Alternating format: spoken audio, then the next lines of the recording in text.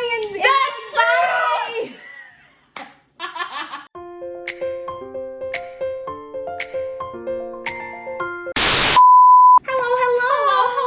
Hello. Welcome back to our channel. If you're new here, I am Agus. And I am Aldi. And today we decided to do a little sit-down video. Yeah, we just wanted to hang out and talk to you guys about being an international student in the U.S. woohoo! We've been living in the U.S. for 3.5 years now. We started as international students, we graduated, and we're now on our work year, which is called OPT, and we just wanted to, talk about our experience. Yep.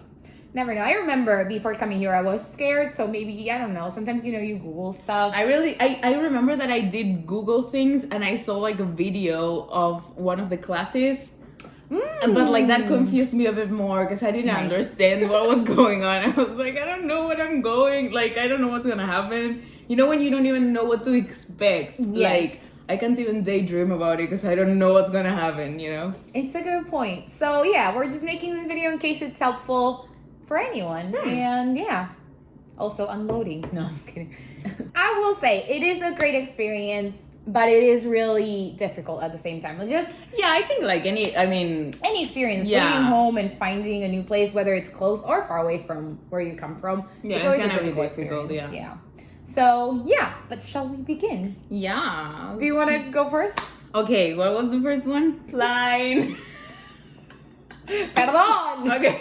The first point I think is very important. Like it's like you're gonna have to do it regardless. You're gonna have to talk with your family a lot, and at least to me that's hours of my day. Like if I'm on a phone call with my family, it's probably gonna be an hour or two.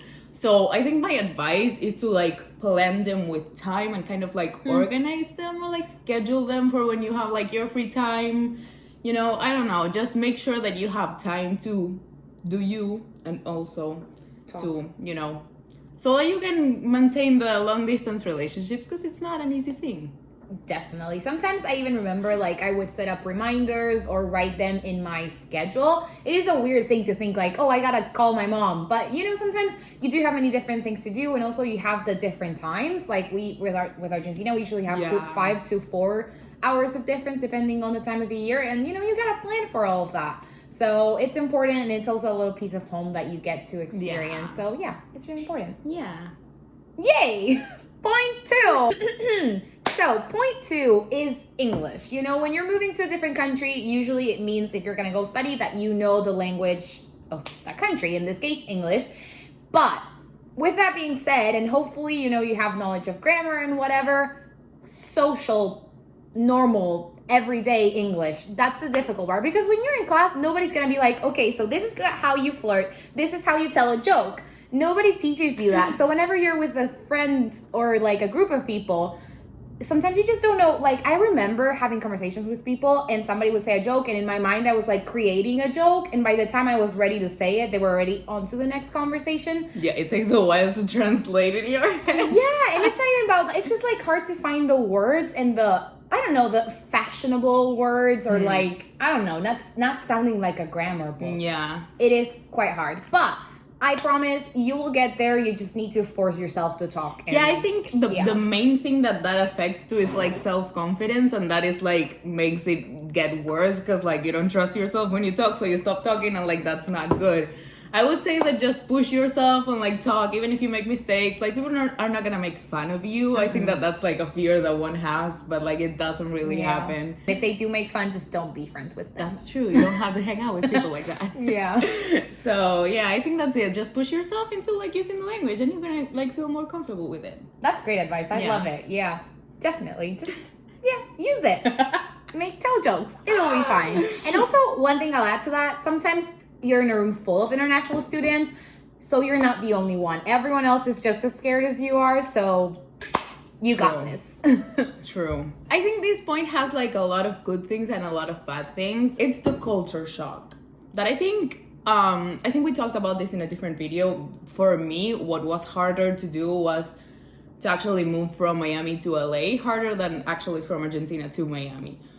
Mainly because of the language, because there was a lot of Spanish going on, which made it like easier. But it's also like, it's not like all that bad. It's gonna take a while for you to adjust to it, because like we were saying, like you know, when you're thinking about jokes, it's not only about like knowing how to say them in English, but it's about knowing like what's funny, because it's a different culture. So like that's a whole nother thing you have to like, you know, those social cues that like they're different, so different. Yeah. And so saying hi and that's bye. I'll share with you what's so funny. We have a little cheat page, and my writing is so bad, which we've also talked about in other videos, and we had no idea what I had written here. Saying goodbye and hello. But that's not easy. Mainly, I mean, I don't know with different cultures, but like for us in Argentina, whenever you meet someone, it doesn't matter if you know them, if they're strange, if they're men, women, like it doesn't matter. You're gonna say hi with a kiss, like a kiss in the cheek, mwah, hello, and that's normal. Like to your grandparents, old people, young people, literally anyone. Everyone. And like suddenly when you come here, it's like people... Personal space. Yeah, they respect that a lot. And it's like that awkward moment when you go in for maybe like a hug, but they like want to shake your hand, or like it's, you know, that's a whole weird moment. Yeah. Very awkward situation. It can be weird. And also a lot of guys will go, not even to like shake your hand, but do like a weird handshake. And you're like, what is this? Like the first hi? Like we don't know each other. And we're like, weird. I don't know. But everyone has their own way of doing it. That's the thing. You have to, I think at this point, like having lived here for years, I still don't know how to say hi to people. It really depends on the person, really, and the situation. Yeah, I think like you're gonna have to, you know, learn how to play that one. Sometimes I just go in and I say hi and just stand there. It's like, if somebody comes close to you, then you react. Yeah, sometimes I go in for a hug, but it has happened to me that like I go in for a hug and then the other one wasn't expecting for that, and like you feel how uncomfortable they are, and it's like, I'm so sorry, I didn't mean to do that. I didn't want to touch you. Yeah, it's you'll just get used to it. Yeah. And the last point of the culture shock was the parties, and we usually tend to mention this when we're speaking in Spanish, but in Argentina, at least, we party till the sun is up. Yes, clubs will open at like, I mean, I don't even know, but I think they open at like 11, but they'll close at like 8. I mean, I never went to a club before like 2 a.m. And that's the thing. So you pregame at like 11 p.m. So there's like the whole day has gone by. Yes. But here, you start drinking at like 7 or 8. Honestly, I love it. Yes. And I think I've gotten used to it.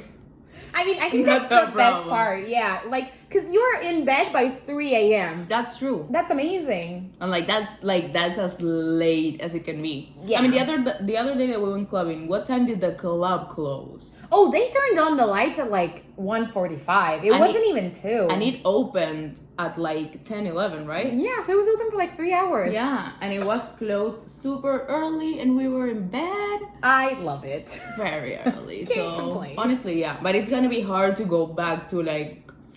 partying till 8 a.m. Yeah, I don't think I'm... Yeah, no. I'm too old for that. I think it's gonna be either a really good nap or I'm gonna go home early. I'm sorry. No judgment though. Everyone has their own way of partying. True. I would rather stay home and sleep and play games. That's my thing. With a margarita. That's my partying. Give me a wine, give me a margarita. Yeah. That's fine. But let's go to bed at an early time. Because I like mornings. I do like waking up early. Like, it's just... True. Every person has their own. But that is one of my favorite parts of the different cultures. The partying, early partying. So, our fourth point. I don't know what I'm saying. Our fourth point is taxes. And this means many things. But the one that we're referring to is the one when you buy things. Because in Argentina, for example, the tax is already included in the price of whatever you're buying, whether it's an object or a service. Here, no. Every time you buy something, you go to a restaurant, anything you purchase, there is an added taxes afterwards. And, you know, at this point, you're used to that it's going to be more than what it says because you always have to think, oh, okay, it's going to be $5 more, $10 more or whatever. But what he was saying is, like, we don't know how to calculate it. Yeah, it's just, I mean, it's just a little bit more than what it says in there, you know? So, you know, just think about taxes, you know? Because I remember the first couple times that I went to buy stuff, I was like, okay, so this is this. But then you go to the checkout and it's like, oh, but it's $5 more. And you're like... Yeah. Because, like, that's the thing. Because it might say, like, it's $18.99, and you're like, okay, it's super close to 15, so I'm gonna spend it, but suddenly it's like 25, and you're like, I wasn't ready for this, okay? You know? Just keep taxes in mind. So yeah. And then when you make income, then that's a whole different story that we don't need to get into because it's very complicated. No, but it's a whole thing that you need to learn how to do your taxes in this country, because nobody teaches you. apparently it's a thing. Yeah. They should honestly petition to have a class for taxes. And I also know that people from the US complain about this as well. So I think somebody out there should be teaching a course on taxes. There probably is some sort, but like an easy one, accessible to everyone. Yeah. Please, YouTube. Because that's information that everyone needs. So this is gonna happen a lot. I think that when you move to a new place, and I mean, usually most of the people that are with you are in the same situation, like what happened with us. And mostly I think what happens here in the US is that people that are from the US leave their home to go to school. So even if they are from here, they're not at home. So everyone's kind of like, I don't want to say desperate, but kind of yes, to have like a group of friends, because like you're alone. And the thing is that since everyone's desperate like that, you're gonna make friends like with everyone. In the beginning, it's like with everyone, because like you want to hang out, you want to have people to talk to and whatever. And then of course you start making like real relationships with like the people that you actually like, or like with the people that you actually have things in common, because that's gonna happen. Like you're gonna meet people and okay, yeah, we're besties, and suddenly you realize like, yeah, it was just because we were seeing each other every day in school. We're not really friends. And like you kind of, I don't know, it's like you develop like, you know, the gut feeling in a way with people. Yeah. And it's not a bad thing. I feel like if you kind of not progress in a friendship or lose someone, don't like dwell on it or don't feel bad, because it's 100% a normal process. Like he said, you kind of meet everyone and everyone is just so excited to like hold on to someone and not be alone. So eventually you will find people that you kind of feel more connected to. So if there's some people that kind of are left behind or they're formed different groups, like don't sweat it, you'll be fine. Yeah, because it doesn't mean that like you don't have friends or anything. Like for us, for example, we met and we were besties since the day we met, and like we live together now, and like that could happen and that couldn't. Like that's the thing with people, and mainly like people that you don't share a culture with. Like it's a lot more different. You know how to like start relationships, like friendships. I don't mean like romantic relationships, but I guess like that too. All of them, any sort of relationship. Yeah, but don't worry, you will find someone to connect with and to have fun with and to grow with, because college is a fun time. Yes, most of the time. Oops. There's a lot of crying nights. Oh, that too. Oh, that should be a whole item. You will cry. I mean, it's true. But I think that's just college. And life in general. True. So the sixth point is paperwork. So pretty much everything you do here is related to some sort of paper, because you're on a visa, you need permits. If you want to work, you need a work permit. If you want to work before finishing school, you need a different permit. So kind of your whole life here will be dictated by paperwork. So make sure that you keep track of everything. I have a folder full of every little thing that I was given, and just make sure you're organized. Yeah, just in case, don't throw anything away. Like while you're here, you just like keep everything like tidy, you know, like she says, in a little folder, so that you make sure that you can find anything as fast as you want to, whenever you need to. Exactly. Especially your I-20s, and if you are an international student here, you will know what they are. They're just a little paper that says where you go, who you are, and that you have permission to be here. So just make sure you keep all those. But yeah, just be organized with your paperwork, because here it is very important and they do take it very seriously. Yes. The next point is the OPT. That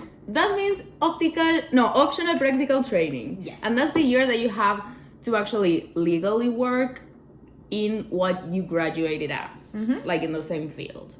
So you actually need to apply for that. Like if you graduated here in the US, you're allowed to like apply for your OPT, but it's a whole process that you need to apply, and they need to accept you, and that's a whole different set of paperwork that we're gonna get into in a different video. But that's a whole thing, because when you're in your OPT also, you need to be like aware that it's a different set of paperwork every time you leave the country, and like that's a whole nother thing. But it is like paperwork is something that you have to be really careful about. And one thing I will say about the OPT that did surprise me and I wasn't aware of is that it costs a lot of money only to apply. So just make sure that you keep in mind that you will have to pay a fee to apply. Of course, then like getting a job and whatever, that part is free, I guess, because you just apply for jobs. But just make sure and keep in mind that you will have to pay for your application. That is one thing. That's actually that takes us to the following point. Oh, yes. Everything is money. Applying for your OPT is gonna be expensive. Usually, I mean, for us, since we applied for the visa, yeah, it was the money. Visa, applying for the school is money as well. Taking the exams Healthcare. that they require for you to be here, like to make sure that they know that you know English. Those aren't free. Just nothing is free in this country, whether it's healthcare, applications, deposits, everything requires a sort of an amount of money. So just be aware of that, be prepared. This has nothing to do with anything, but I just remembered that people will constantly offer you credit cards. And no, you can't apply unless you have a social security number. So don't say yes because you will be disappointed. That's true, because I think I've started that paperwork so many times, and then when they got to what's your social security number, I was like, oh, I remember, I can't have this, I'm sorry. Thank you for Because it's usually, I remember I had that problem in Victoria, because it was those cards, like Victoria, Forever 21, H&M. Yeah. So fun times. So yeah, like we said, everything is money and everything is related to money. If you're building a budget or anything, just keep all of that in mind. And actually, going back, I think we should have mentioned this. Like going back to applying to things isn't only what costs you money, but if you want to work while you're going to college, you're allowed to do so. If it is like either if you're working inside the school, or if you apply for a work permit while you're studying, but that work permit is like $400 too. So that's a whole nother thing that you need to know. If you like, it is an option. You can come here and like work while you study if you need to, but just know that that's gonna be an expense to like have even work get permit. that. Yeah. And you can only work if you prove that you need to work. So it's like, wait, I need to prove to you that I need to work because I need money, but I also need to pay you $400? Yeah, that's a weird, yeah. Yeah. We have our last point. I think the main thing here is that usually if you're an international student coming to the US to study, you're gonna be by yourself. Either with roommates, but living alone. You're not living with your family anymore.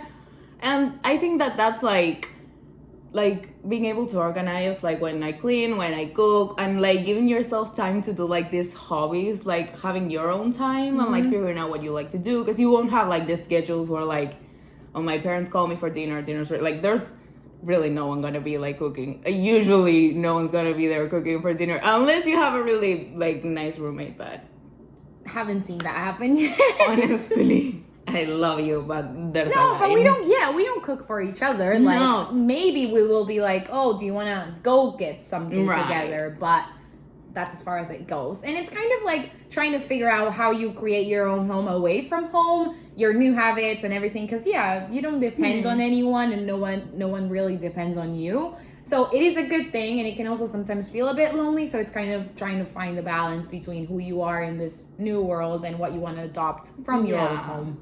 So it's a nice process. It's honestly really fun. It can be stressful, can be a bit sad, but it's really, really fun. Just the process of growing up. I mean, I guess it's like any other like really big change, because you are like changing your life like completely. But it is like, I've learned so much. Like I've grown so much since like this whole thing started. Super thankful for it. So yeah, that's all we have for now. But if you guys have any questions, anything you'd like us to discuss, please let us know. Or if maybe you completely disagree with pretty much everything we said, so also let us know in the comments. Would like to hear your opinions. Yeah, because I mean, every experience is different for everyone that comes here, you know? Yeah. Or anywhere, honestly. Every life is different. So never know. Make sure to share it with us. And yeah. We'll see you on the next video. Yay! Bye!